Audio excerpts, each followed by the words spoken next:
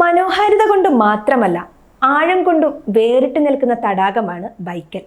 Russian നഗരമായ ഇർകുട്സ്കിനും republic of ബുറേഷ്യയുടെയും ഇടയിൽ സ്ഥിതി ചെയ്യുന്ന ബൈക്കൽ തടാകം ലോകത്തിലെ ഏറ്റവും വലിയ ശുദ്ധജല തടാകങ്ങളിൽ ഒന്നാണ്. 49 മൈൽ വീതിയും 395 മൈൽ നീളവുമുള്ള ഇതിന് 25 ദശലക്ഷം വർഷങ്ങൾ പഴക്കമുണ്ട്. ഈ തടാകത്തിന്റെ പരമാവധി ആഴം 1642 മീറ്ററാണ്.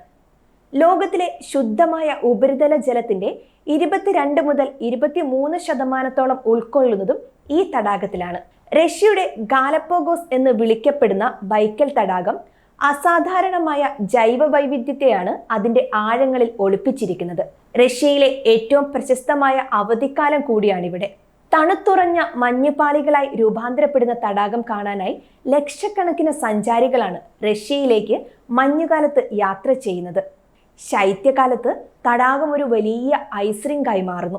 തടാകത്തിന് കുറുകെ സ്കേറ്റുകളിൽ സഞ്ചരിക്കുവാനും വാഹനങ്ങളിലും കാൽനടയുമൊക്കെയായി തണുത്തു മരവിച്ചു കിടക്കുന്ന തടാകത്തിനു മീതെ സഞ്ചാരികൾക്ക് യഥേഷ്ടം വിഹരിക്കാം.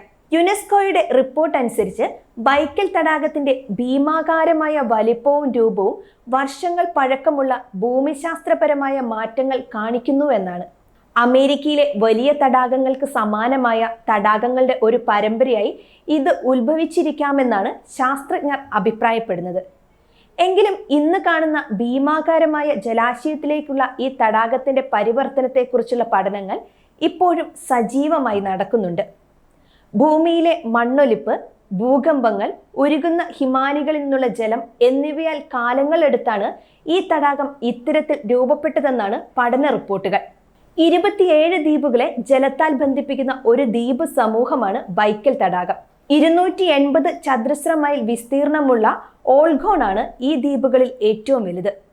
1500 പേർ താമസിക്കുന്ന ഓൾഖോണിലേക്ക് 2005 അണ്ടർ വാട്ടർ കേബിൾ വഴി വൈദ്യുതി എത്തിയത്. കിഴക്കൻ ആഫ്രിക്കയിലെ ടാങ്കിനിക്ക തടാകമാണ് രണ്ടാമത്തെ ആഴമേറിയ തടാകം. അമേരിക്കയിലെ ക്രേറ്റർ തടാകമാണ് ഇക്കാര്യത്തിൽ 3-ാം സ്ഥാനത്തുള്ളത്.